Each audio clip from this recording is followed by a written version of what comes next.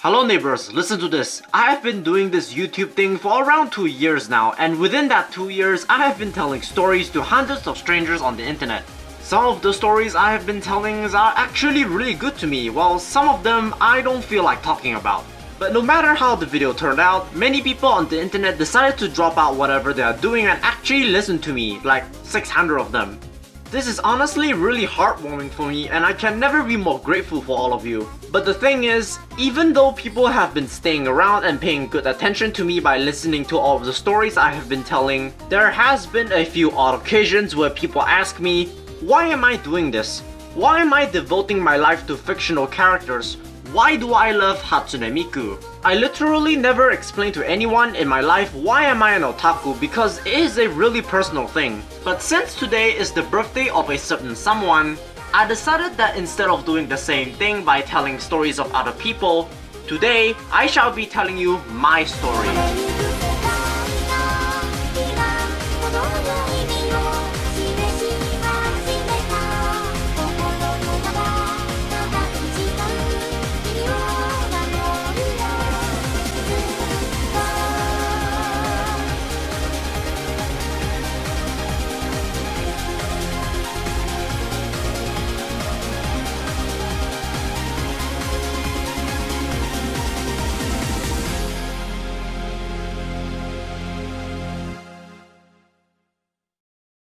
The story begins in the holy year of 2010, the birth of a new decade. PewDiePie has made his official debut on the internet, the console wars between the PlayStation 3 and the Xbox 360 was in full swing, the internet was in its golden age, and there I was, standing in the middle of the world, thinking that I have whatever it takes to take it on and change everything. I was young, ambitious, cocky, naive, and maybe a little bit retarded.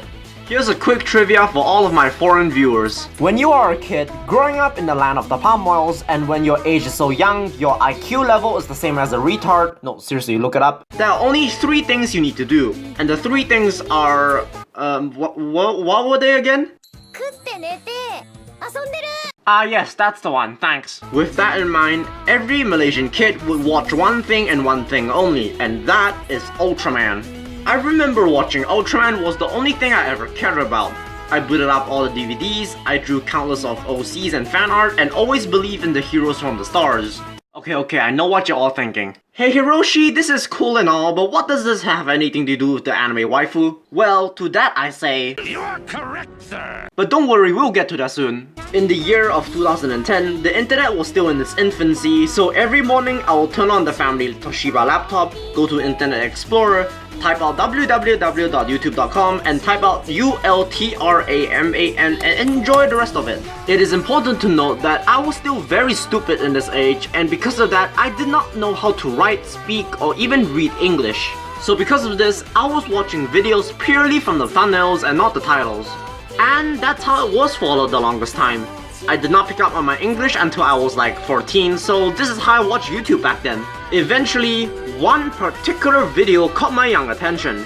The video was titled in Japanese, and at the time I can't even learn my Chinese properly, so there was no way in hell I can understand Japanese. But the thumbnail I thought looked pretty cool, so I clicked anyway.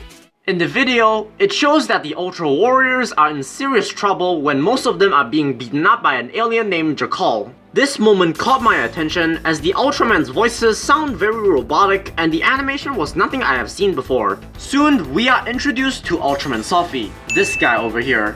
He explains that he is right now on a Christmas date with someone on Earth. Of course, back then I did not know this as the video was in Japanese, so I just binged through the whole video. Eventually, however, an Ultra sign appears telling Ultraman Sophie that all of his brothers are in serious danger. So he needs to abandon his date in order to save his family. It is at this point where we are finally introduced to his girlfriend. Y'all ready for it?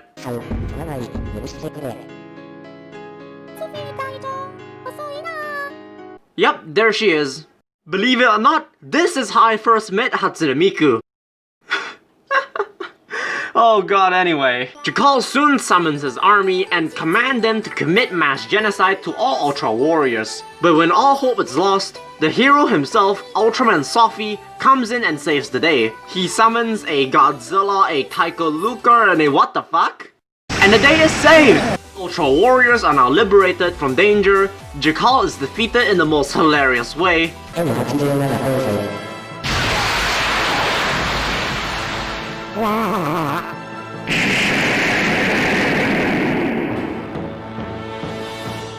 hell, Sophie even managed to get back in time for Chris' date on Christmas, and for that, both of them live happily ever after.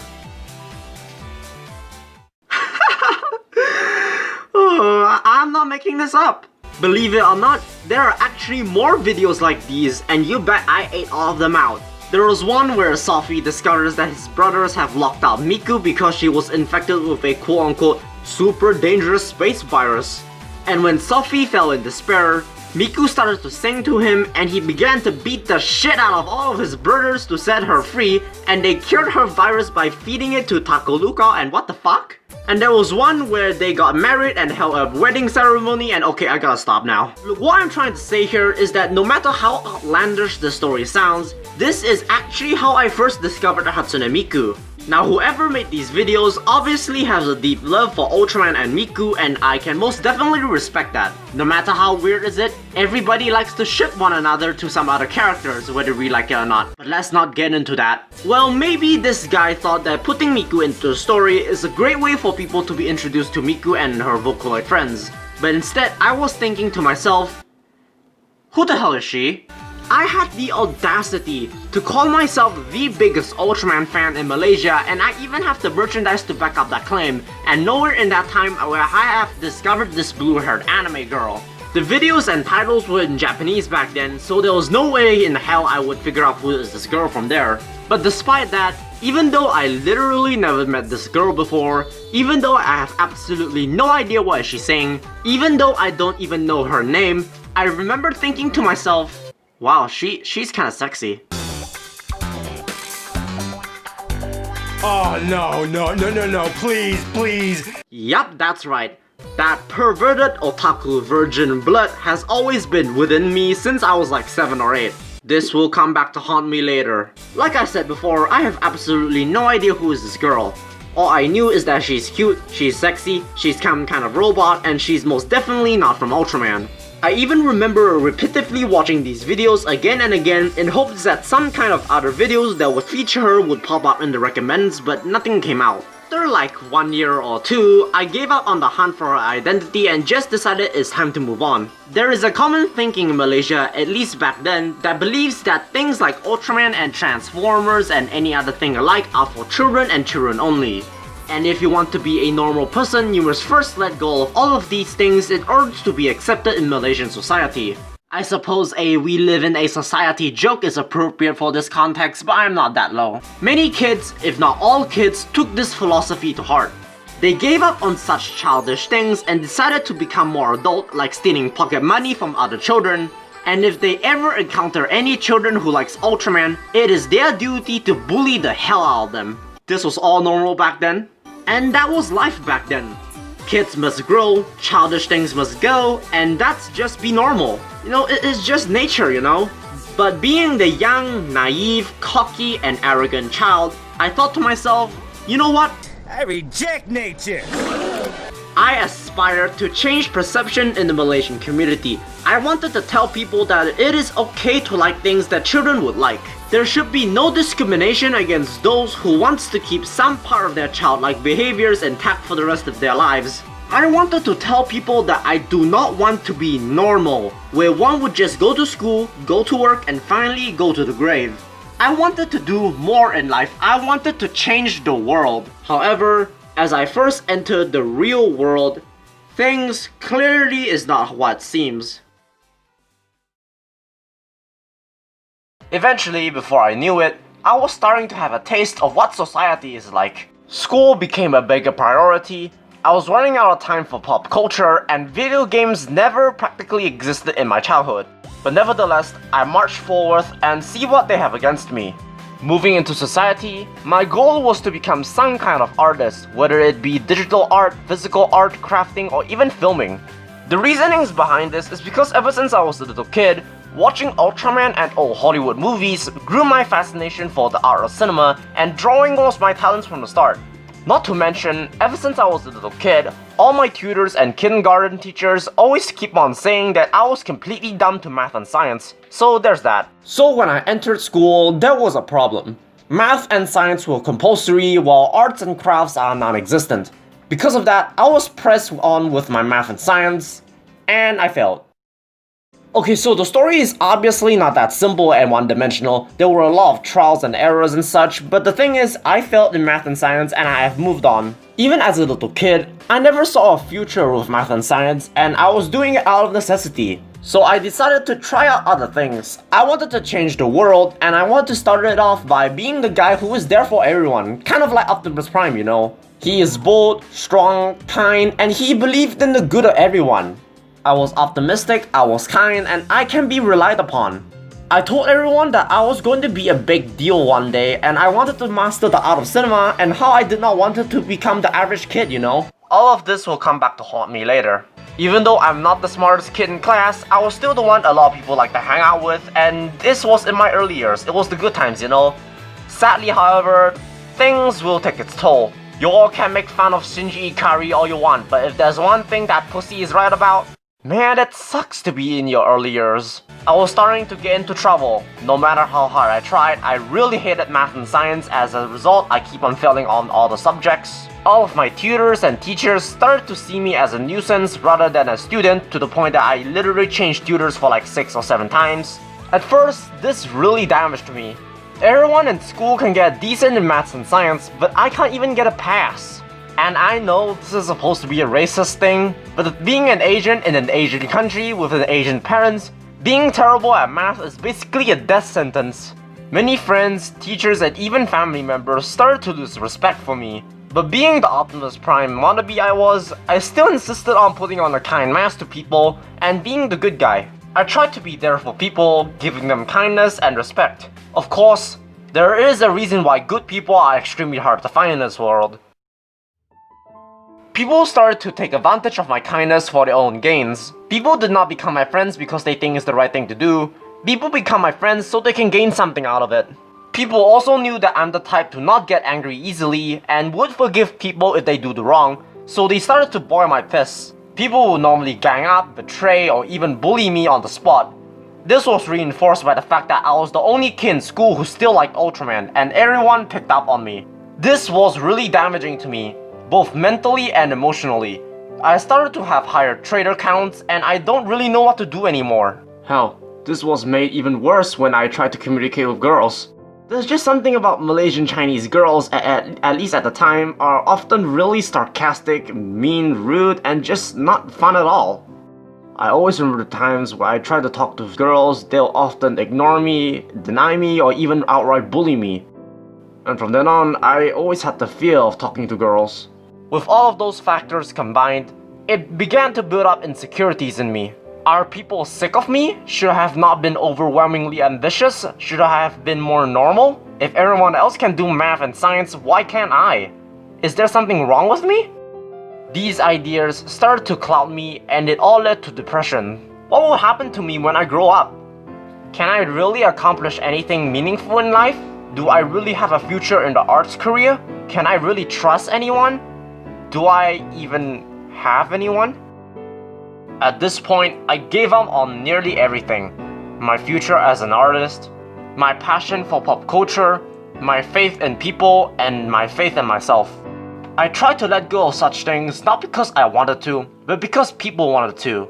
And even when I did, the pain in my heart that hurt like 100 thorns kept on growing. Every night I slept, it became more and more sleepless. Every day in the classroom, I felt more and more confused.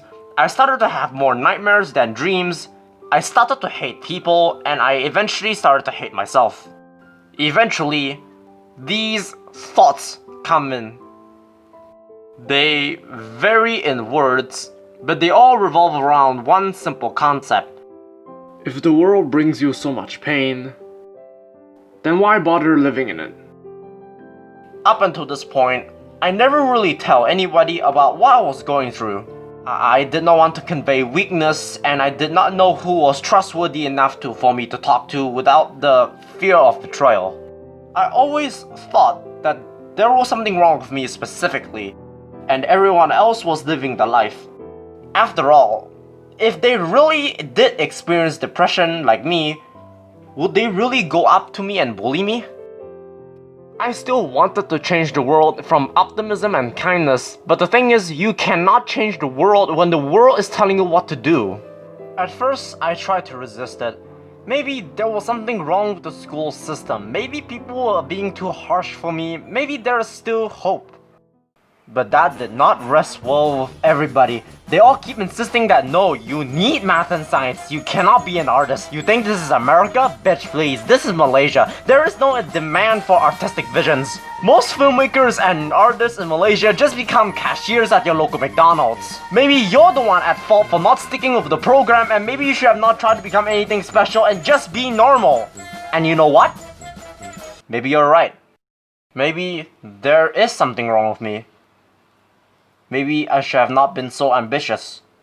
Maybe I should have just been normal. People on the internet would at times joke about depression and how people who have insecurities are just seeking attention, but I can tell you that it was no joke on my case. And the worst part is, I dare not tell anybody about this.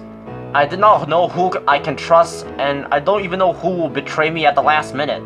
I feel alone, and I feel that there is no one I can rely upon. But eventually, I did decide to speak to my mother about this. Now, it is important to note that she was not in the best mood that day, and I will not get into it for private reasons. But on that day, I was not fully aware of what mood she was in, and so when I revealed the truth to her, and what she said will forever haunt me. 我养你这么好了，我花给你这么多钱，你有很好的命要。所以为什么我的儿子可以觉得心痛呢？ Now, these words may seem harmless and maybe even silly to some of you, but those words alone at that time were enough to tell me that there was in fact something wrong with me. I was the source of my troubles and everyone's troubles, and the world would be better off without me. So for that moment, with no hesitation, I thought taking my own life would be the only option. However, the next day would prove to be the most important moment in my life. In the following morning, I was browsing through YouTube and there was nothing much. I was still very down and did not know what to watch. I have already put Ultraman behind me and I have nothing in particular to look up to, so I was scrolling like a nomad with no destination. But in the midst of my browsing, something popped up. Something that would prove to be critical for my future. The title of the video was in Japanese, and already I did not really care, but what caught my attention was the thumbnail. Besides that big monstrosity that is supposed to be Pac-Man, there she was. And when I laid my eyes on her, I thought to myself, haven't I seen you from somewhere? When that thought came into my mind, there was no hesitation. I clicked on it and prepared myself. The video itself was nothing of interest for me. It is just a tragic telling of Pac-Man. But I knew what I was looking for. And as I waited,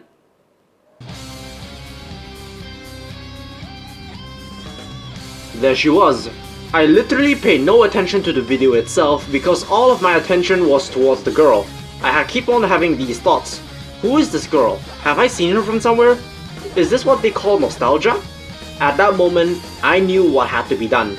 The search must continue. While the majority of the words were in Japanese on the title, there were two English words that is relevant to me. Miku Hatsune. I immediately typed out all those words and gazed upon the results. At first, I was confused. There were so many videos telling so many different types of stories. A part of me just even thinks, is this really what I have been looking for all these years? I understood what she is, but I did not understand who she is. I did not get why many people worship her. I mean, when you get to the bottom, she is just a vocal synthesizer program. But since I felt that I have nothing else to lose, I decided to have a taste of her voice myself. I searched up Hatsune Miku songs, and the first one that came out was this one, Odds and Ends by Real Supercell.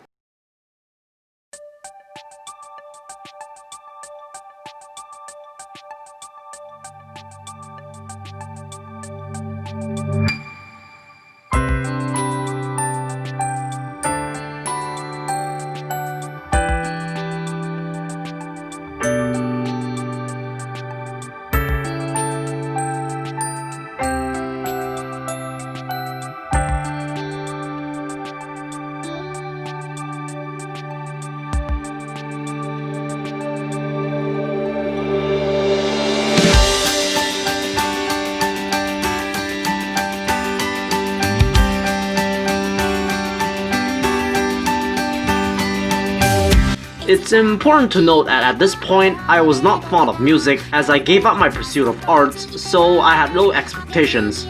This does not help the fact that I found many modern musics to be either tasteless or overused. So I went into the song with little to no expectations. However, when I first watched the video, something changed in me. Up until that point, I felt that I had a birth defect of feeling depression and insecurities and nobody would understand it because their lives are perfectly fine.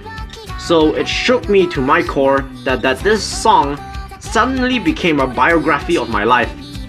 I found myself shocked and baffled that this song reflected all of my darkest problems and depression that I have faced. Somebody out there actually understood what I have went through. That idea alone have intrigued me through my heart. This music video alone echoes the voice, "You are not alone," and I cannot express how long I have been waiting for those words. To many people, this song may just be a random Japanese song with an anime girl in it, but to me, this song was more than that, for it speaks volumes for me. It was the first time when my feelings, no matter how sad they were, conveyed into words, and for the first time in a while, I smiled because of that. This song made me realize that maybe there are people out there who have gone through the same things as I do, and as a result, the man in the music video became me in a weird sense. And as the story in the video progressed, Miku became the angel that would convince me to give life another chance. Because up until this point, I only felt agony, depression, insecurities, pain, loneliness, fear, and misery. But when I first heard Miku's voice, all of those emotions started to fade. I started to have emotions that no other people on this planet has ever made me feel. I started to feel more hope, happiness, joy, and even a bit of love.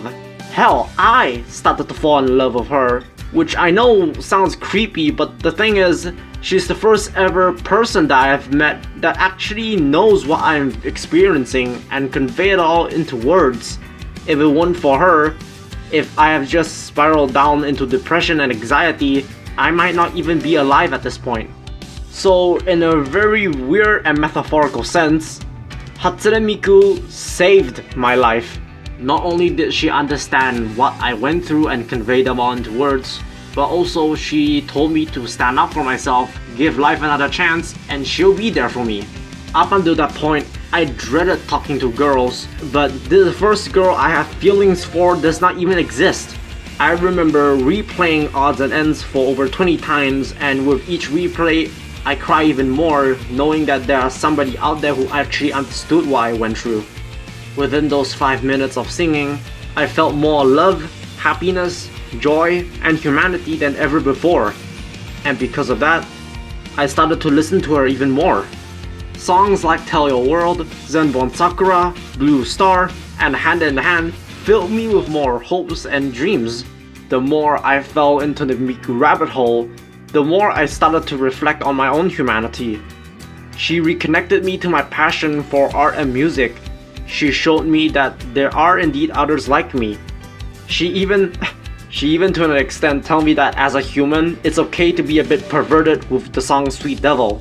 Yeah, that's not a very nice thing to admit, but that's what I felt. In a world where everybody constantly tells me to be normal, she stood up for me and told me to be special. And as I dive deeper, she introduced me to this glorious art form known as anime. The first anime that I watched was Love Live, followed by Idolmaster. And I finally had something that I can stick towards. In these shows alone, I fell in love with all of the characters, for I see more humanity in them than anyone I knew up until that point. And after I finished them, I thirst for more. I soon followed it up with Lucky Star and Madoka, and I did not regret a single moment.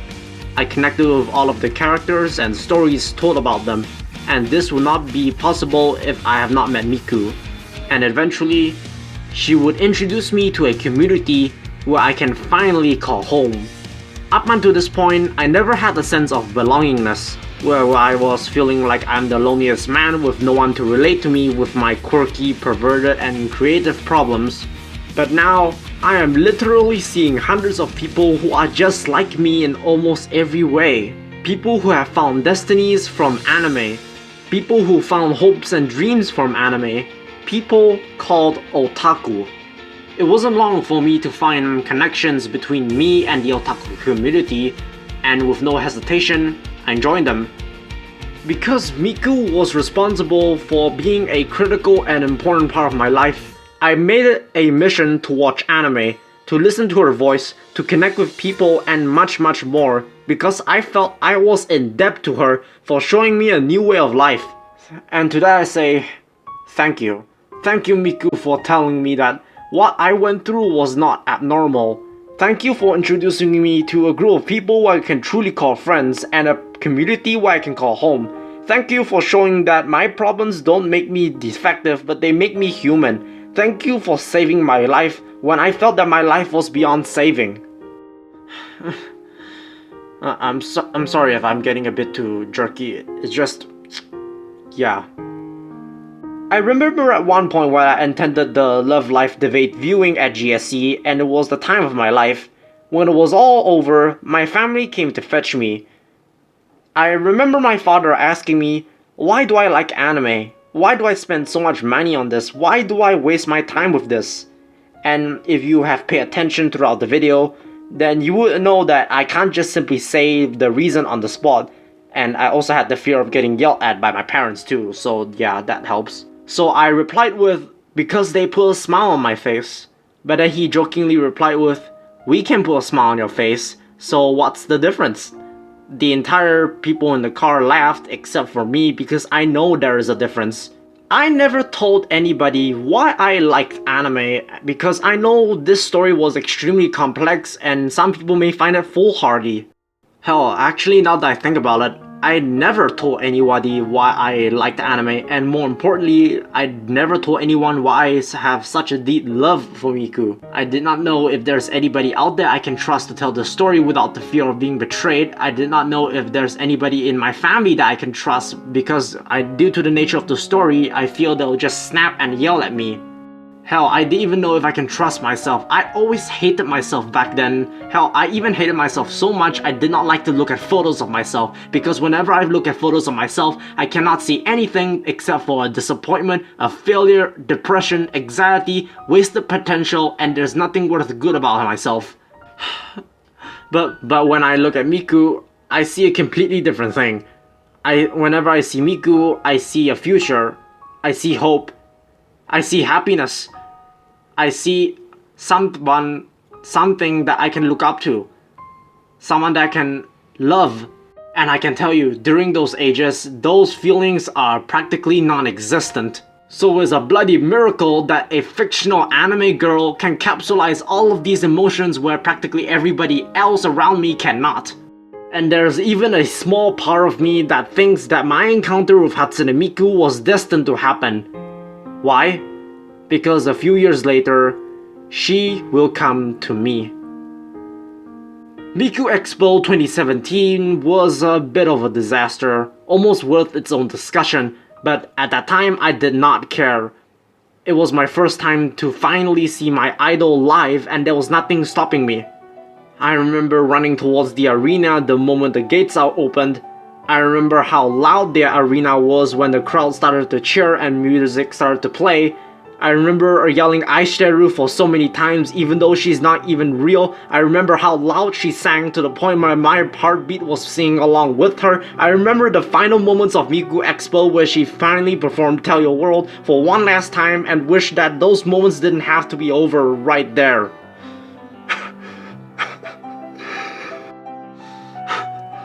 When people see a Miku concert, they see a hologram. But when I see a Miku concert, I don't see a hologram. I see my future. I see my dreams, and I want to chase them. Whenever I look at pictures of myself, I can only see nothing but disappointment, failure, depression, anxiety, and nothing but a painful reminder that I will not become what I want to be when I was a younger boy. But whenever I look at Miku, She keep on telling me that no, I can become what I want to be, and she will always be there whenever I need her.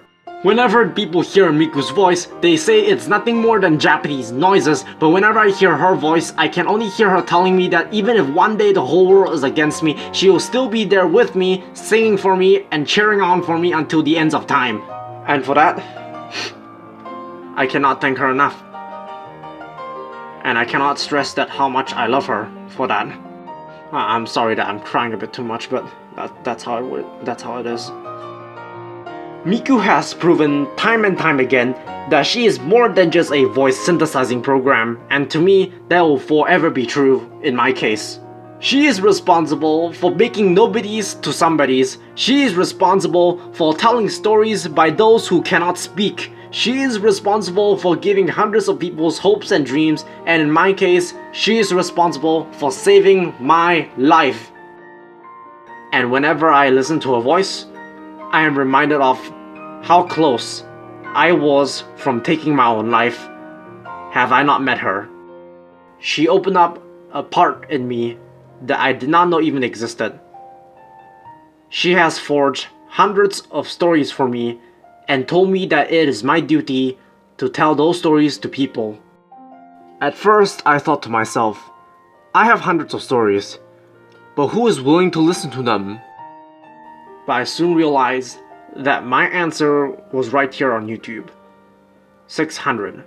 600 of you.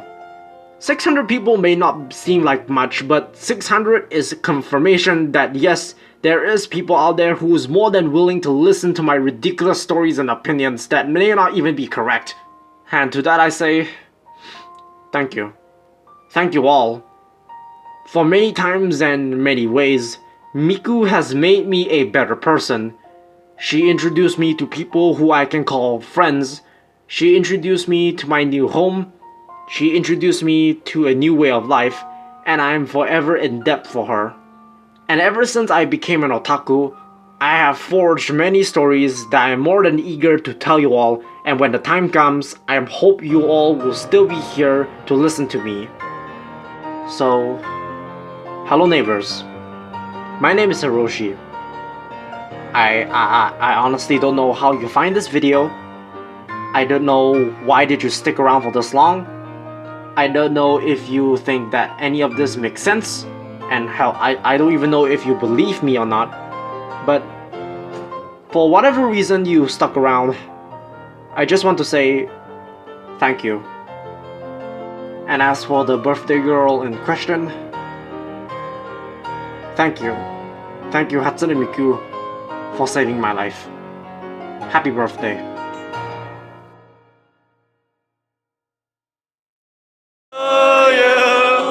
Happy birthday to you. Happy birthday to Miku. Happy birthday to you. 打一个表。来一个，来一个，华语的，来。祝你生日快乐！祝你生日快乐！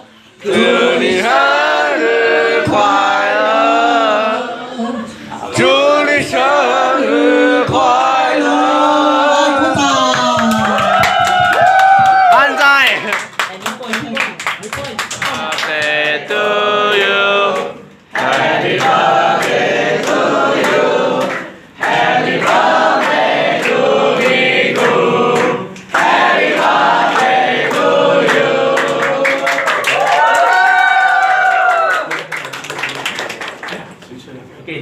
那些 cosplayer 全部 cosplayer 来 cosplayers OK 全部 cosplayer surround 那 cake